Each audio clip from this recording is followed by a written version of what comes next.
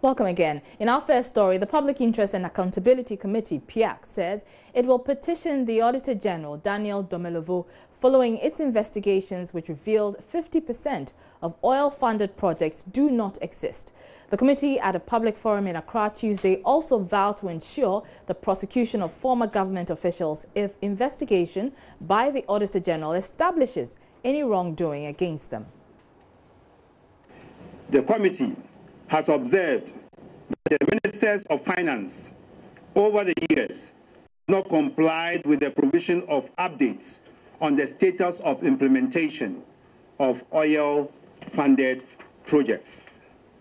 In 2016, following the initial inspection of projects in the 3 regions of the North, PIAC wrote to the Ministry of Finance for explanation on the non-existent projects. The letter was dated 4th August 2016. As we speak, the letter is yet to be acknowledged, let alone acted upon. We are therefore compelled to compile a list of these ghost projects and refer them to the Auditor General for further investigation. Should any wrongdoing be established, PIAC will ensure the trigger of the necessary prosecutorial processes to forestall their reoccurrence. PIAC acknowledges government's efforts through the Ministry of Planning to engage district planning officers in monitoring and evaluation of ABFA-funded projects and programs.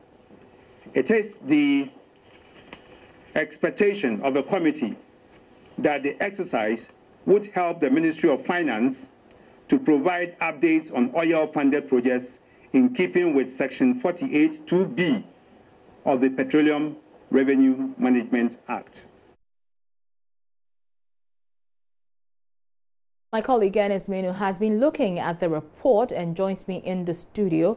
Ernest, so how many regions were visited and what was the general observation? So for the year 2017, 4 regions were visited, namely the Ashanti region, the Eastern region, the Greater Accra and the Volta region. Now, earlier in 2016, before they launched the 2017 report, they visited 60 districts in 2017, and that informed their decision to narrow it down to 4 regions. So that's what we know. Now, the general observation that PIAC had, it says, and I'm quoting from the executive summary, says, it's worthy to note that the construction or rehabilitation of projects without the provision of complementary facilities does not result in the maximization of intended benefits. And they give an example. They're looking at the construction of a 6-unit classroom block at the Bishop Herman College in the Pando municipality of the Volta region. Now, that unit block had no louvers, no ceiling,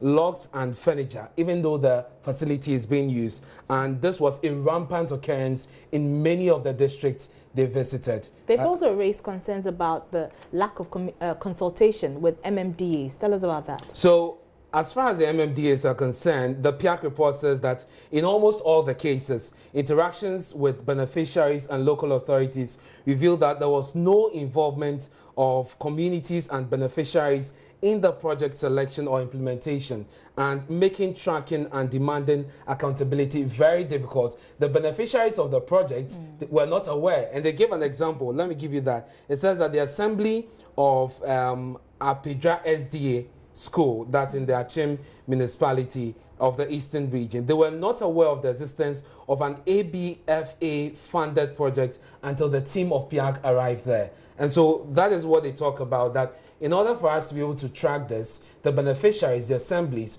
who have agents to monitor these projects must be aware, they must be consulted so that we can follow how these funds are being utilized. An interesting part of the report indicts the former finance minister.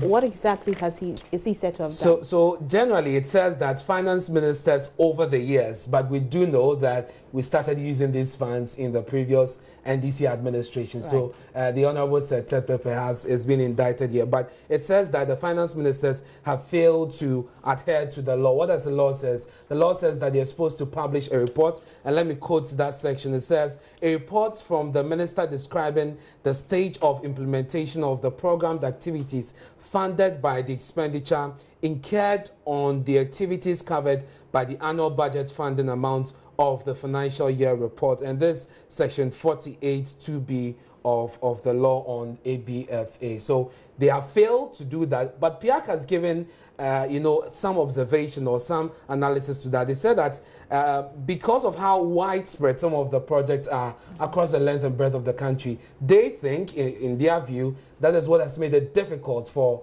the ministry to track and publish this. So let's listen to Dr. Steve Mantiao speak specifically to that. The committee has observed that the ministers of finance over the years not complied with the provision of updates on the status of implementation of oil-funded projects as required by Section 48 2B, which states that the minister shall actually submit a reconciliation report of the petroleum revenues, and the report shall describe the stage of completion of the programmed activities funded by and the expenditures incurred on the activities covered by the annual budget funding amount in the financial year of the report. PIAC is of the view that the thin spread of the ABFA funds over hundreds of projects across the length and breadth of the country has made compliance with this provision difficult. Recommendations. As a result of these findings and observations, the committee would like to prefer the following recommendations. 1. Payment to contractors for certified work done should be made promptly to forestall cost overruns and ensure value for money. This said, contracts for the execution of projects and any associated variation orders should be awarded only after it is certain that the funds needed to complete the projects will be available.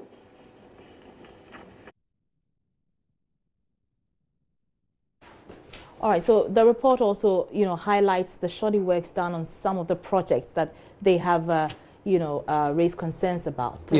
So as far as shoddy works are concerned, again, it says that over 50% of school projects, specifically, inspectors show that they show signs of deterioration in less than 3 years after completion. So if you put up a 6-unit classroom block, you expect it to last for some time, for say about 10 years. Now they're saying that they are not seeing that within 3 years a lot of these projects are deteriorating, and that is why they have petitioned the Attorney General, the Auditor General, with a list of these projects. He then can tell us where the monies are, whether we had value for money or what it is, then they can take an action from there. All right, Ernest, many thanks with those details. And we are joined on the line by Chairman of the Public Interest Accountability Committee, Steve Mantiao. Good evening and many thanks for your time, sir. My pleasure to be on your program. Now, we understand you've petitioned the Auditor General, Daniel Domelovo, to look into these matters. What are you hoping to achieve at the end of it all? Right. Thank you very much. And let me say here that referring the matters at the heart of our press statement to the Auditor General was not the decision we took as a first course of action. When we returned in 2016 from our initial project inspection, we communicated our findings by a letter dated 4th August 2016 to the Minister of Finance for explanations about the non-existent projects and the shoddily executed one. As we speak, we are yet to receive a response to our letter. And therefore, we think that we would not have served our purpose fully if we left the matters hanging. And that is why we are referring it, and we've done that by a letter this morning to the Auditor General to investigate specific projects and specific instances that we suspect oil revenues to have been mismanaged, and to furnish us with the findings of these investigations. The intention is to refer where wrongdoing is established to the Special Prosecutor's Office for the necessary prosecutorial processes to be triggered. Mantial, in your report, you said your findings and observations were overwhelming because, 50% of the projects were non-existent. When you say non-existent, is it the case that they were not, done at all, or you don't have evidence to the effect that they were done? I think the issue will be clearer if I gave you example. In the northern part of the country, we went to a project site, Duri Dam. Duri Dam benefited from 58,000 Ghana cedis of oil revenue for some rehabilitation works. And this was in 2014. The PIAC investigative team visited the site in 2016, 2 clear years after the allocation had been made. When we got to the site, nothing had happened. There was no indication of any preparation even to commence work. We proceeded to Wa Central. There was another dam, the Nakori Dam, which also benefited from some 15,000 Ghana cedis for tunneling work on the dam. The monies were allocated in 2014. We got to the project site in 2016, and nothing had happened. Indeed, the assemblyman for the area indicated to us that the last time anybody ever set foot from Accra to do anything on the dam was in 2007, at a time when Ghana had not even made a discovery of oil. We went to the Farikiya Islamic School in northern Ghana, Tamale. And again, the headmaster even expressed surprise when we indicated to him that his school had benefited from a 6-unit classroom block. At the St. Francis Girls Senior High School, we benefited from some amount for the rehabilitation of the Science Resource Center. The work has been completed, but barely a year into the completion of the project, the whole Science Resource Center had begun deteriorating. Right. Right. So and I'm sure you have so many other examples, Yes, they are widespread. Exactly. So you did say that you have petitioned the Auditor General. Have you had any response from him? Well, the letter requesting the Auditor General to investigate these cases was dispatched this morning. And we'll be following up in the coming days to see how we can support the investigative process. All right. So early days here. Very well. To be able to give any feedback in terms of what has been done. Very well. Many thanks for your time. And that is Chairman of the Public Interest Accountability Committee, Steve Mantial there. President Akufo-Addo says his government is very much concerned about the impact of perception of corruption on the image of Ghana and his plans and programs for the country. The latest Corruption Perception Index, released in February this year by the local chapter of Transparency International, the Ghana Integrity Initiative, scored Ghana 40 out of a possible clean score of 100 and ranked the country 81 out of 180 countries assessed. The index shows that Ghana's performance has dropped by 3 points from its 2016 score of 43 and 7 points cumulatively from the 2015 score of 47. The president met civil society groups in a closed-door session to look at the report and strategize on how Ghana can improve its ranking. Here is National Security Minister Kandapa. This year, I'm told, ranked 185 countries, 180 countries and territories, and Ghana placed 81. Mr. President, the index is the assessment or the perception by the public of the extent of public sector corruption in the country.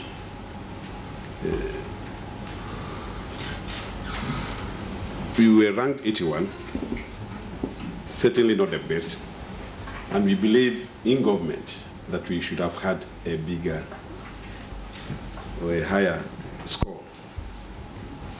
We don't challenge the authenticity of the results, but we thought we should meet and discuss and see how we got ranked at that level, whether we can offer some explanations when we know what went into determining this particular ranking. So certainly not an attempt to say that we don't agree with the ranking or that we did a shoddy work. We just want to have a better understanding of how this has come about and how we can probably perform better and probably see whether after our discussions we may feel inclined to revise your figures and get a better ranking. So that was National Security Minister Albert Kandapar. President Akufo-Addo says he's very concerned about the report and is working to change the perception. Today we've come to speak about this one topic, a matter of concern to all of us. I think everybody in Ghana should be concerned, not only about the reality, but also about the perception of the fight against corruption in our country. Because in many ways, the perception is as significant as the reality. So it's good that we have an opportunity to interact with you. We're working in these areas and have your input as to how best the public authorities can forge their weapons in the fight against corruption. You're watching Joy News Prime. I'm Arba Kumsi. We're taking a short break, but still to come. Governing Council of Wa Polytechnic refers case involving alleged procurement impropriety by Rector of the institution to its legal department. Meanwhile, the embattled Rector is accusing the Education Ministry of masterminding his suspension. Up one day and telling me you're suspended because I was sick and I could not come does not really give you the power to say that I've suspended you. It is not done that way. Also, 9-week-old baby boy dies at St. Gregory Hospital at Kaswa in the Central Region because his parents could not afford 533 cedis for oxygen. That Saturday, the doctor came. He said, I hear from my husband. I say I didn't hear. So he removed the oxygen. Details when we return.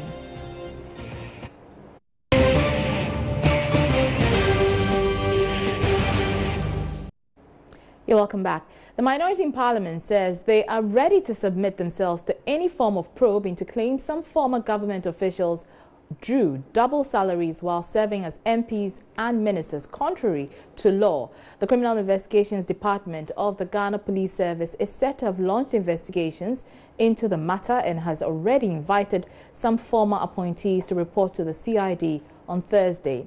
Addressing a news conference, former Deputy Finance Minister Kasil Atoforsen said none of former President Mahama's appointees was paid more than what was due them.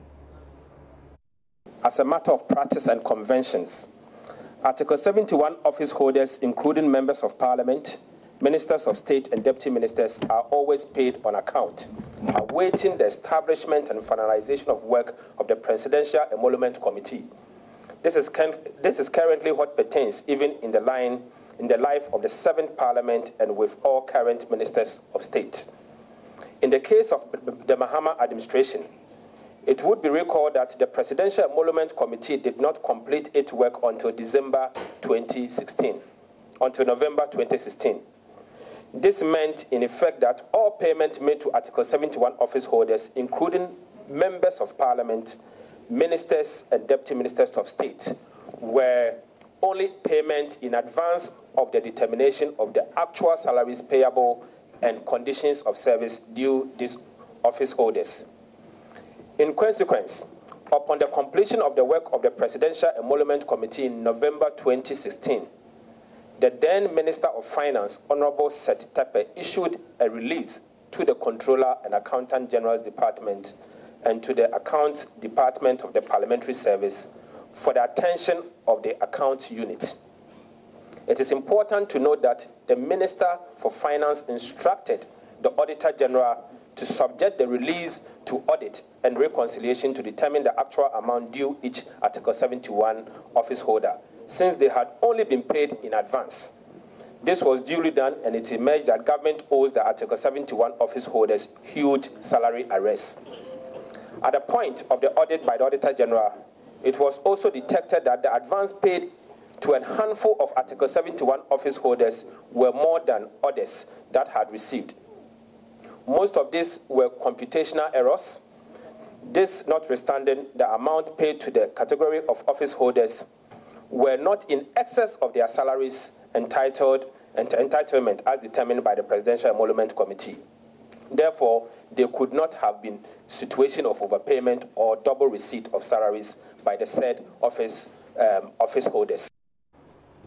Mr. Forson also accused government of using the CID to harass its political opponents.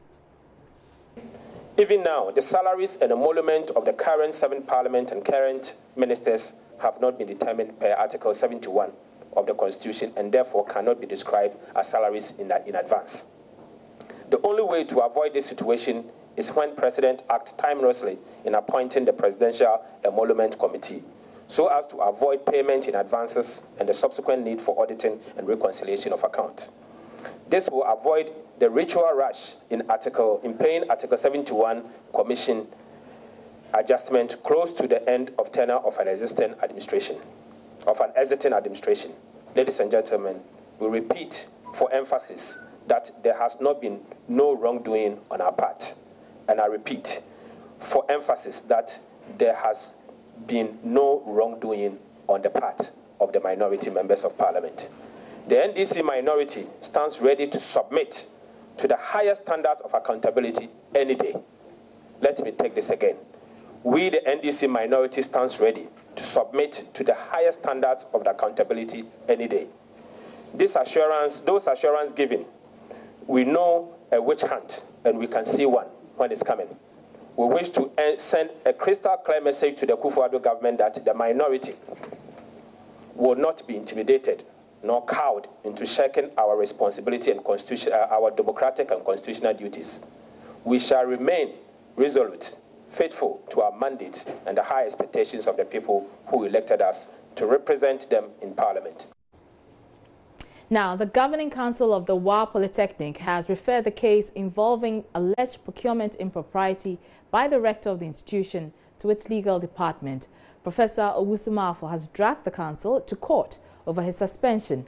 He was suspended after he spent $500,000 Ghana cedis of the Polytechnic's approved budget on an E-Class Mercedes-Benz. Although normal academic work has resumed at the Polytechnic after the rector was chased by club-wielding lecturers Monday, he is accusing the Education Ministry of masterminding his suspension.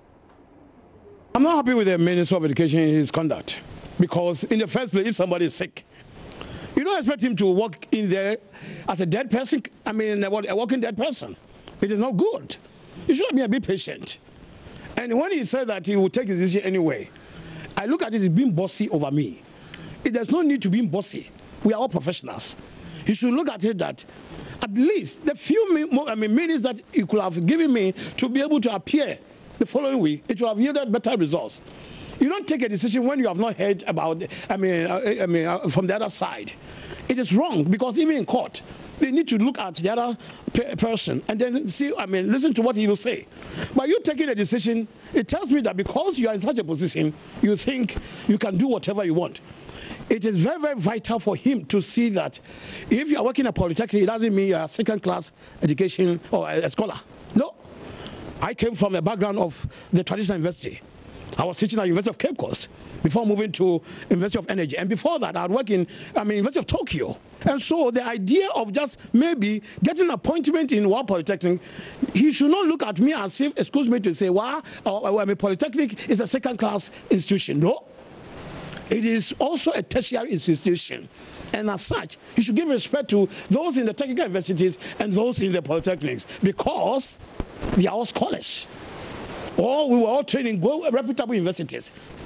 And so just getting up one day and telling me you're suspended because I was sick and I could not come does not really give you the power to say that I've suspended you. It is not done that way. It will rather disturb the party, that they do not consider listening to people. You should do his best to promote the party so that on the day, Nana Akufo-Addo, the President Nana Akufo-Addo, can see his vision fulfilled. It is very, very necessary. But Chair of the Governing Council of WA Polytechnic, Professor Daniel Baga, is dismissing claims the Education Ministry is behind Professor Mahfouz's fate. Not true. Okay. Because we had, as a council, agreed that we'll meet on Friday. Okay. And then before our meeting, the minister invited us to Accra on Wednesday. So we thought that since the members were already in Accra, we should just hold our emergency meeting in Accra there. So we held our emergency meeting in Accra. And based on what he was doing, we decided that, all right, then we should suspend him. He was called to the meeting. He refused to come. Or he said he wasn't well. He said he wasn't well. He wasn't well, yes. He told me he wasn't well, but he was in Kumasi. And the day we were leaving for Accra, he was in Wa. The way forward is that the thing has become a legal issue, so it's between the council and then the rector. And so we have left it like that. It is with our legal people. Okay, so as we speak, he's on suspension. He's not supposed to come to school. I think he said that he's going to come to school anyway. Yes, it is too, and we have no problem if he's coming back. It's his decision because he has always decided either not to do whatever we ask him to do, or, I mean, he does anything that he wants to do. You're still watching Joy News Prime. Up next is business, and President Akufo-Addo agrees to set up a committee to deal with calls by local banks for the extension of Bank of Ghana's recapitalization deadline for commercial banks. Emmanuel Abuajiriafe has details right after this.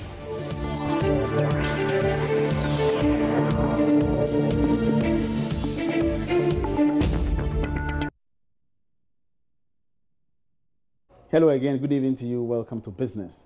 President Akufo-Addo has agreed to set up a committee to deal with calls by some local banks for the extension in the recapitalization deadline and other challenges in the sector. These were some of the firm agreements reached at a meeting between some local banks and the President. George Riafe has more. Sources say the meeting actually reached firm agreement with the banks instead of the initial communication that it was inconclusive. Joy Business understands the President agreed for a committee to be set up to look into the concerns of the bank as well as other developments in the sector which is affecting their growth. The committee will also look into proposals on extending the deadline for the recapitalization by some 4 years.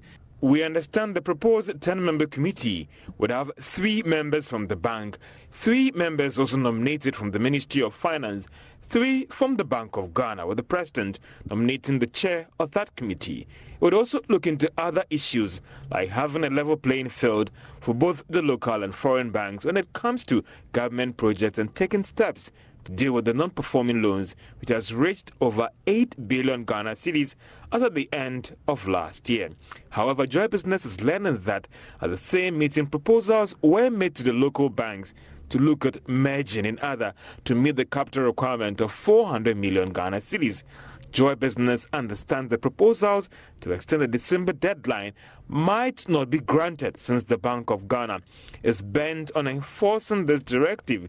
According to persons close to the central bank, they believe the best way out for these local banks is to merge or look at moving into a lower tier of banking like savings and loans.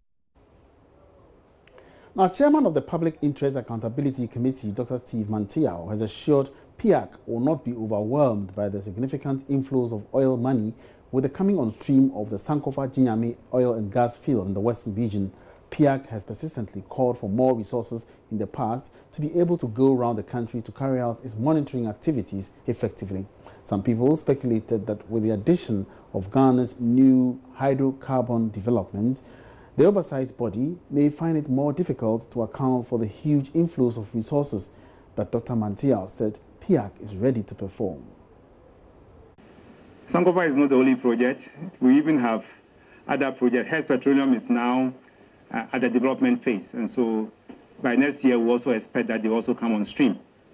We don't distinguish between the petroleum revenues. Of course, when we are reporting, we'll report on project-by-project basis. But in terms of how the revenues are used, we do not monitor to say the Jubilee money was used for this and the 10 project money was used for that. We put all of them together and call them petroleum revenues, which accrue to the annual budget funding amount. And this is what we report to Ghanaians. So the same principle we adopt in reporting on revenues from Jubilee, 10 and the rest are what we are going to apply to Sankofa Jiname. It will be part of the revenue streams flowing into the annual budget funding amount, the ABFA. Now, the Petroleum Commission is to collaborate with the National Insurance Commission to set up a task force to promote local content participation in oil and gas insurance. Deputy Chief Executive of the Petroleum Commission, Prince Benjamin Abuaje, stated this at the opening of a 3-day energy insurance program organized by the Ghana Oil and Gas Insurance Pool, GOGCAP, under the theme Reliable Upstream and Offshore Energy Insurance. Bismarck Awusa has more. The Ghana Oil and Gas Insurance Pool, GOGCAP, is a consortium of insurance companies put together by the Ghana Insurers Association to pool their resources together to be able to underwrite oil and gas risks in the upstream sector. Individual local insurance companies have not been able to single-handedly underwrite risks in Ghana's petroleum sector since its inception. This is because of the enormous nature of such risks. As a result, the NIC came up with a GOGCAP to help local insurance companies take part in the upstream sector insurance. In an address, Deputy Chief Executive of the Petroleum Commission, Prince Benjamin Abuaje, says the Commission would collaborate with the NIC to set up a task force to promote local content participation as well as preventing capital flight. As regulators in the upstream sector, we are committed to promoting and enforcing the local content regulation. By this, we will support the pool by enforcing compliance of the protocol for oil and gas insurance placement. In collaboration with the NIC, we shall set up a joint task force that will enforce strict compliance with aspects of the Insurance Act 206, Act 724 and Local Content Regulation LI 2204 by the operators, contractors, subcontractors engaged in the petroleum activities.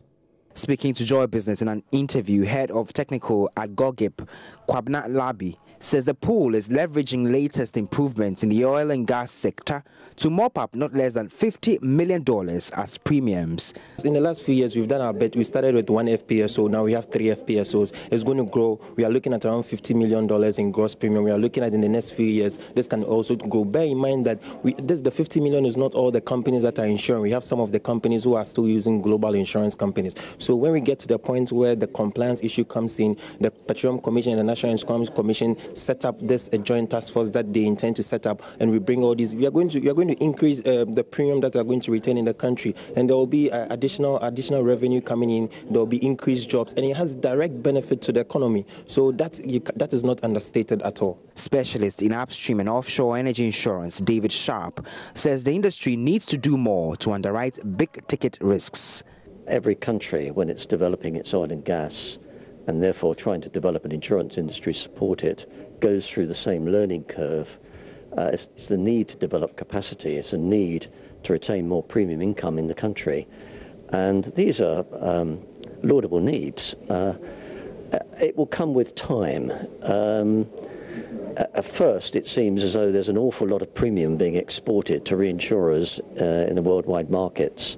But that will change over time, and there will be a gradual transfer of the risk into Ghana, with more premium being retained into Ghana, and of course also transfer of the knowledge, and hopefully that's what I'm here to do, to share that knowledge and support the learning in Ghana. Meanwhile, the Commissioner of Insurance, Justice Yao Fori, used the opportunity to caution companies in the oil and gas sector against insuring their businesses outside the country. Bismarck Awusa's report for Joy Business. Now, 2 Mexican companies operating in the area of agric and food processing have begun preparations to establish in Ghana as part of moves to expand their operations globally. The move follows Trade and Industry Minister Alan Chamantin's visit to Mexico in 2017 to attend the Mexican Business Forum. In an exclusive interview with Joy Business, the Mexican ambassador to Ghana, Maria de Los Angeles, disclosed the ongoing Ghana International Trade Fair and Trade and Finance Conference in Accra. There's more in this report. Bilateral relations between Ghana and Mexico are set to deepen due to the stable economic environment and business opportunities presented by the two countries. According to the Mexican ambassador to Ghana, Maria de Los Angeles, the decision by the two agriculture and food processing companies is based on government's recent initiatives to drive investments and industrial growth for the Ghanaian economy, giving birth to the One District, One Factory initiative, among others. She was of the view that the presence of the two companies open up employment opportunities for many Ghanaian youth. So thanks to his presence in the summit and of some of the Ghanaian entrepreneurs in this summit, we were able to have now 2 Mexican companies that have already started all the process to be present in Ghana. One is already in the production process in the agricultural field with very high technology, with greenhouses, and they will start the production officially for the last 3 months of this year. And then we have another company that has also looked very well to Ghana, and they are in the food processing industry, but with very, very high technology. And that will allow Ghana also to go ahead with this interest of the government, that is to turn Ghana to be an industrialized country with higher technology in different sectors that are main for the economy of Ghana, as is the agro-food industry. She also disclosed that the Export and Exim Bank of Mexico is ready to support Ghanaian entrepreneurs who want to partner in business in Mexico and vice versa. Well, the Bancomex is our Exim Bank, and Bancomex, what they do is they give credit to companies, from Mexican companies that are planning to invest abroad, or to Mexican or to foreign companies that want to invest in Mexico.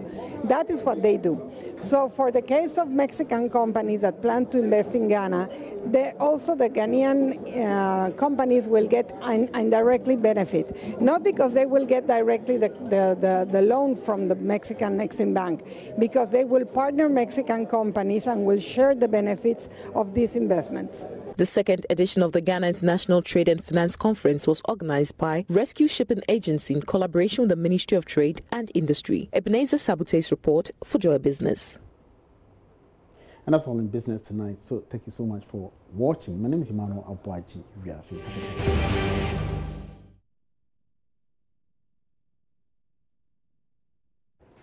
You're welcome back. Now, a 9-week-old baby boy has died at the St. Gregory Hospital at Kaswa in the Central Region because his parents could not afford 533 cedis for oxygen.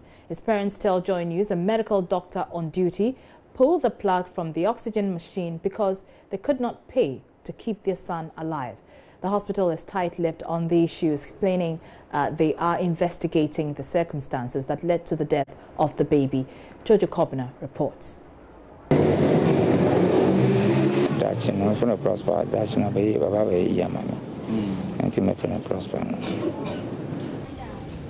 Prosper's father, Kennedy Kwao, explaining why they chose to give that name to their son. But that blessing has been cut short. Prosper was born on January 19, 2018. His mother, Sefa Ako, said her child became ill and was sent to the hospital on 5th March, but died 3 weeks later. Baby is sick on Thursday evening.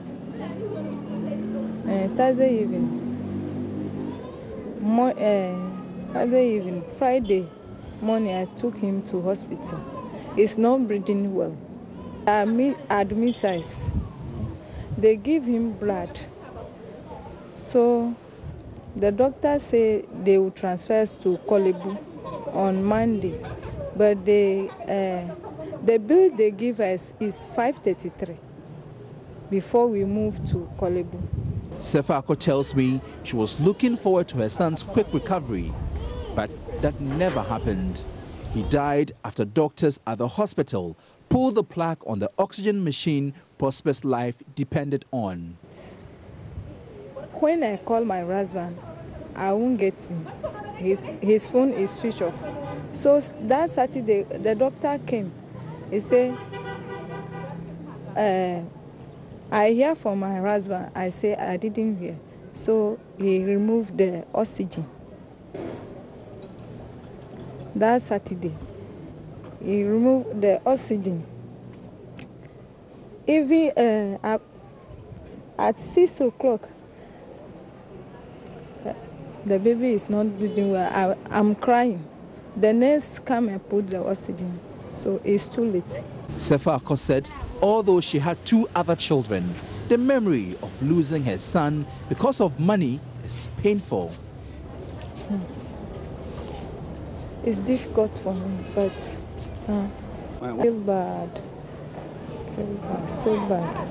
Because of money, that is why. If I have money, I can't go like that. But I didn't have money, that is why. Ninja want to put the baby on the mortuary, but me, I refuse. Why? Because I feel I lost the baby. When they put in the mortuary, I'll come and pay before I'll collect the baby. That is why I refuse him to put on the mortuary fund. Kennedy Kwao says he tried to engage his employers to advance him a loan to cover the bill, but the money came too late. I was outside Accra when I made a phone call back home and learned my son had died. My wife could not reach me because of bad mobile phone reception. In fact, I was broke. I had only 20 cedis on me.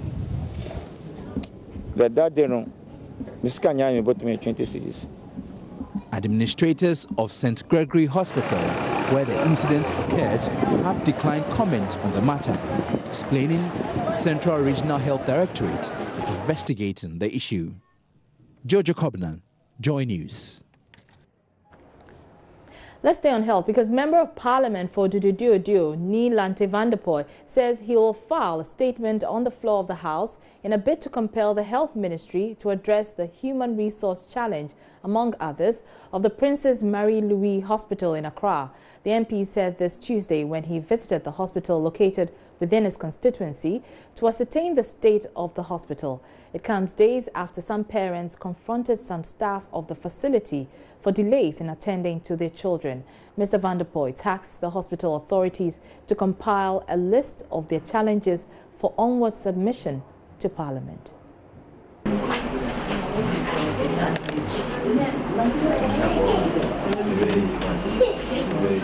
A very pertinent issue that has to do with the strength of staff.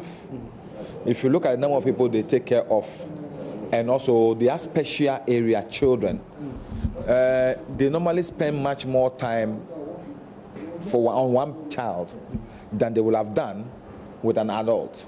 Because adult will be able to express himself or herself, but a child will not. So they sometimes spend much more time. So if they have more hands, it will make their work a bit faster. And I totally agree with the Director of Medical Services here. One other thing they also said about is about their infrastructure, how stressed the infrastructure is and the pressure on them. And also because of staffing, they even have equipment that can enhance their delivery, but they are unable to use that equipment. So I've taken this on board. I've asked the management to give me a short write-up, and based upon that, I'll make a presentation on the floor of the House to compel Parliament to get the ministry and government to give a special attention to this only children's hospital in Accra, so that they will continue to offer the very important and critical services they've been offering to the people of Ghana and to the people of Accra. From what they have said, they've just told me that their main block, which is over 92 years, the roofing is all leaking, which is affecting work in that block.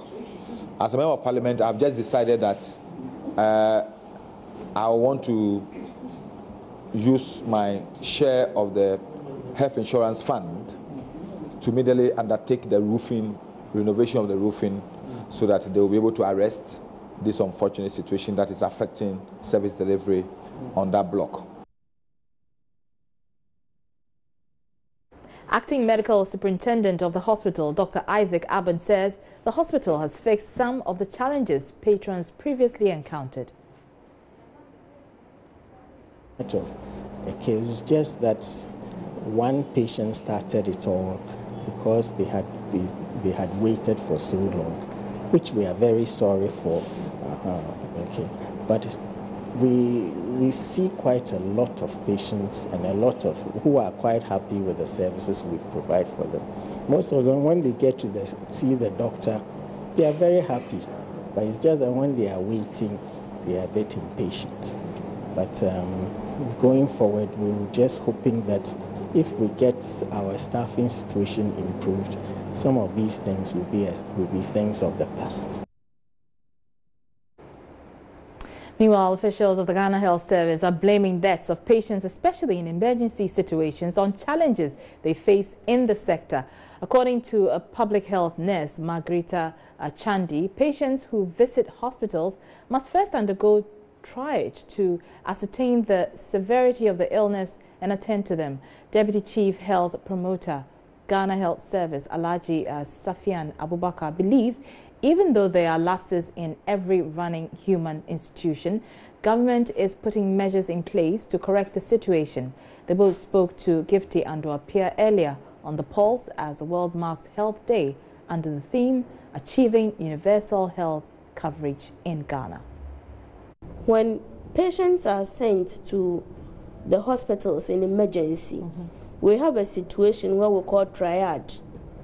First of all, a nurse must assess the patient and grade the patient, whether the patient needs to be attended to within 30 minutes, 1 hour or so. So maybe in the process of that, things were not explained to the client or the relatives. I wasn't there, so I can't add much. But I think it's one of those things that went wrong. But it is a fact that we are running human systems, and human systems, as you know, cannot be perfect. So there may be lapses here and there, and one day these have been recognized along the line, and we've been working, put systems in place to ensure that we improve our system. So in every human institution, there can be lapses, and if these things have happened, probably there are some of the lapses, and having recognized them, we are putting systems in place to improve.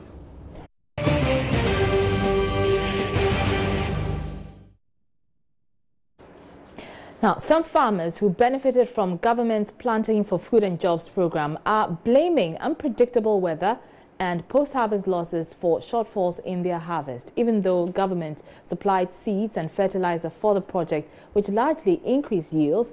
Storage facilities were not provided in many beneficiary districts, leaving farmers with outmoded storage methods that were not beneficial. From the northern region town of Bolni, here's a report by Justice Bedu. These villagers have come together to help each other store food from their recent harvest. For ages, this traditional means of storing grains and tubers is all the people of Bolni have known. Injerebe Mohari was expecting 20 bags of millet from his 4-acre farm. Like his friends, he was one of the farmers who benefited from the government's Planting for Food and Jobs program. He had seeds and fertilizers, which meant a relative improvement in his harvest this year. But the rains didn't come in as expected in the last farming season, so he had just 10. For him, his 3 wives and 15 children. That is bad news. It's painful to see your harvest go bad, knowing that you have to pay fees for your children. And yet, because there are no roads to send your food to the market, markets to sell, or a place to store, they have to go waste or get eaten by animals. So,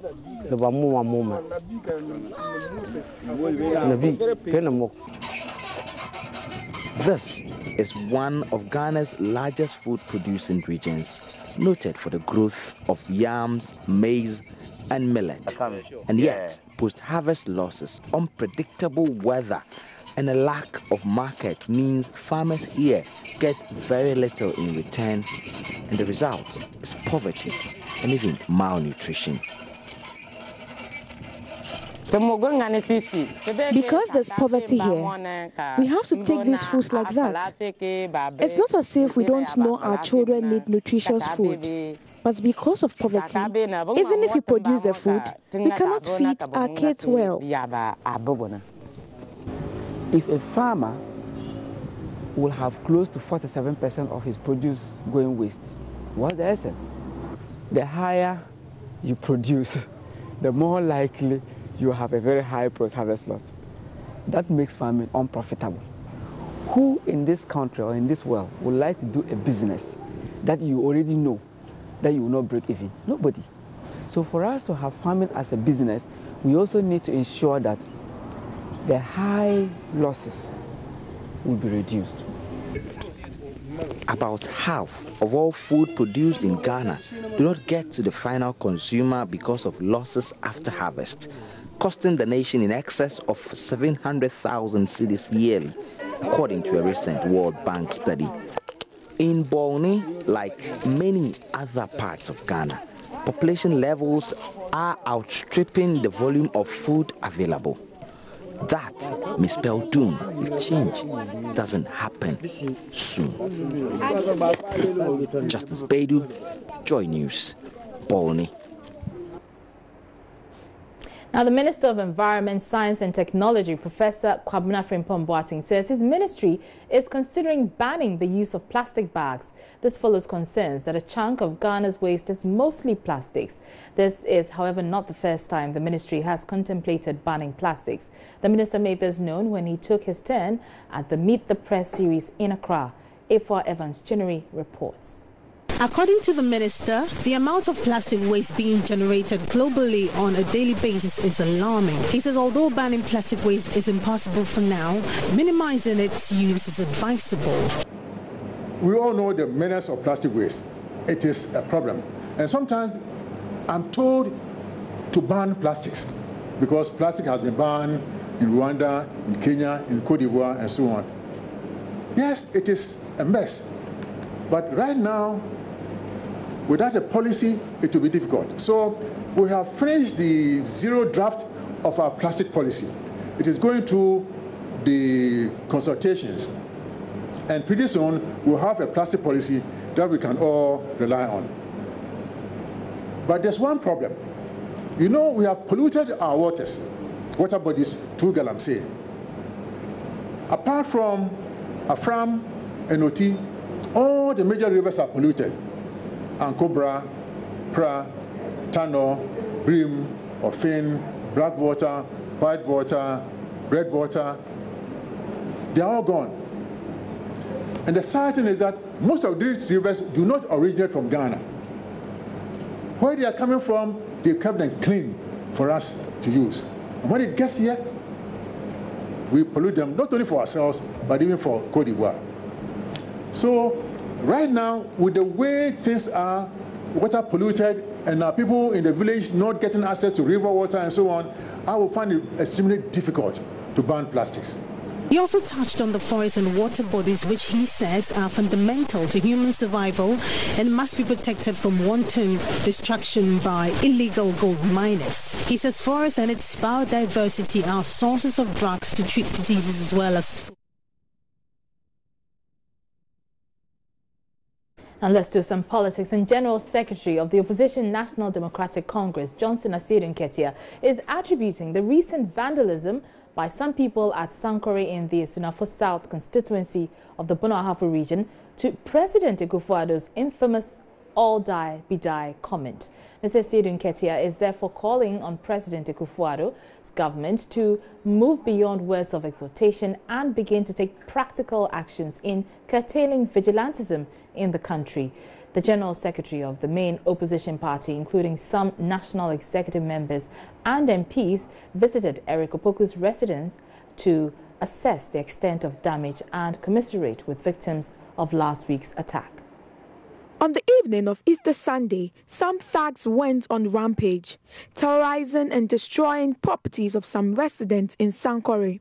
The thugs also went to the residence of the MP of the area, Eric Opoku, where they smashed the glass of several vehicles and damaged other properties. Some people who escaped the Easter Sunday attack at Sankore also narrated their ordeal. I was in my house around 8:30 p.m. to 9 thereabout when these known faces, they came on motorbikes, about 20 motorbikes with guns, cutlasses, bow and arrows, and all other instruments that are very dangerous you can think of. They came there, and for assistance of my family who were there, who quickly smuggled me out of my residence. I heard somebody jump over this wall into the house. So I opened the louvers to see. But the person went and disconnected the light. So the place became very dark and I couldn't see. So after he disconnected the light, we locked the main gate over there inside with a padlock. So he broke the padlock, and then I could hear some other guys too came in. Broke the door into the hall. They destroyed things over there. They broke into the kitchen, and then they destroyed things over there. But I heard them hitting the gas cylinder, and one guy spoke in Twi. I'm not very good in the Twi, but he said, "Yenshinu, yenshinu, yenshinu." So my wife said they wanted to burn the house. Johnson Asiedun Ketia said the current NPP government will regret for failing to deal with vigilantism. The way the cases have been or are being handled indicate that there is a big political hand that is manipulating the police. So from here we can say without any ambiguity that the statement issued by NPP calling on the police to act is a hypocritical statement, because all the evidence gathered here indicates that this is an NPP attack against innocent and defenseless NDC members. So if NPP thinks that the way to win this constituency is to unleash terror on everybody, they are wrong. They may revise their notes. After all the accusations, Johnson Asiedun Ketia prescribed some solutions to the problem. The solution is simple. This is criminality that has political undertones. So it takes the commitment of political leadership to nip the situation in the bud. If they allow it to grow, it will grow and consume all of us. So the solution is simple. I have no doubt at all about the competence of our police services. I have no doubt at all about the competence of our military. What I cannot guarantee is that are they going to be able to defy wrong instructions from political leadership and in the service of this country take the right decisions to deal with criminality as criminality, irrespective of which political boss is behind them and giving instructions. Official reports from the police indicate only 2 assailants have so far been apprehended. Nesta Kafui Ajome's report for Joy News. The Ghana Police Service is leaving no stone unturned in the fight against armed robbery and other crime-related activities. The latest measure to curb crime is the introduction of a motorbike patrol team. 59 officers drawn across the regions constitute the team, past which which passed out on Tuesday at the police training school here in Accra. The Inspector General of Police, David Asante-Apietu, who inaugurated the motorbike patrol team, said the police service will deal ruthlessly with criminals. There's more in this report. The first batch of motorbike patrol team was taken through physical endurance as part of the training to prepare them for any crime. They were also trained on weapon handling while on the bike, handcuffing aggressive and submissive suspect, vehicle and suspect search. They were taken through an intense defense training by the counter-terrorism unit to fight crime. The team, made up of 59 officers, displayed how they will handle a car snatching incident at gunpoint. The second part of the display, the motorbike display, is a scenario enacted by these gallant men where a car has... So first team has been dispatched to block the car that has been snatched by these robbers. They are fully armed, and we have a backup. We have others on board, led by their leader, and they are fully armed.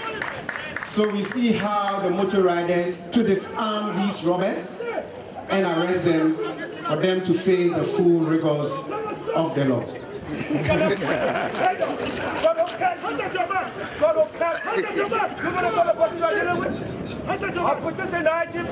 The IGP warned criminals who use motorbikes to perpetrate their activities will not be spared. He assured more measures will be rolled out in the coming days to curb crime trends.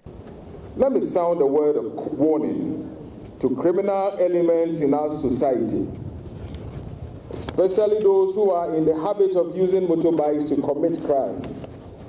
The few of you cannot take all of us hostage. This new squad, supported by other operation teams, are poised and will not be kind with you when you are caught in the act. The advent of the usage of motorbikes in perpetuating violent crime pushed the police administration to create this special squad who are trained with the capacity to respond adequately and bring to book such social miscreants who think they can be smarter on motorbikes.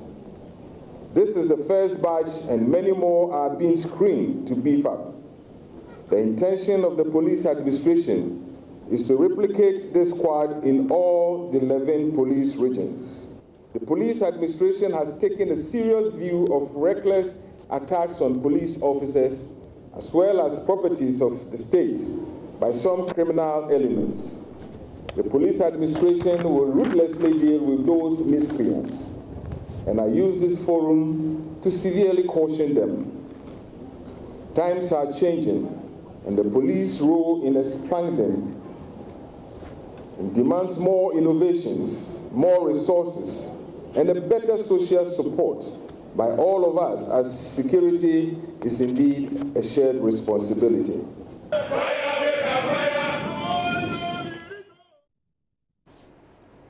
Now, former First Lady Nana Konadu-Agyeman-Rawlings will lead a team of 5 persons to represent the President at the funeral ceremony of the late South African anti-apartheid activist and politician Winnie Mandela.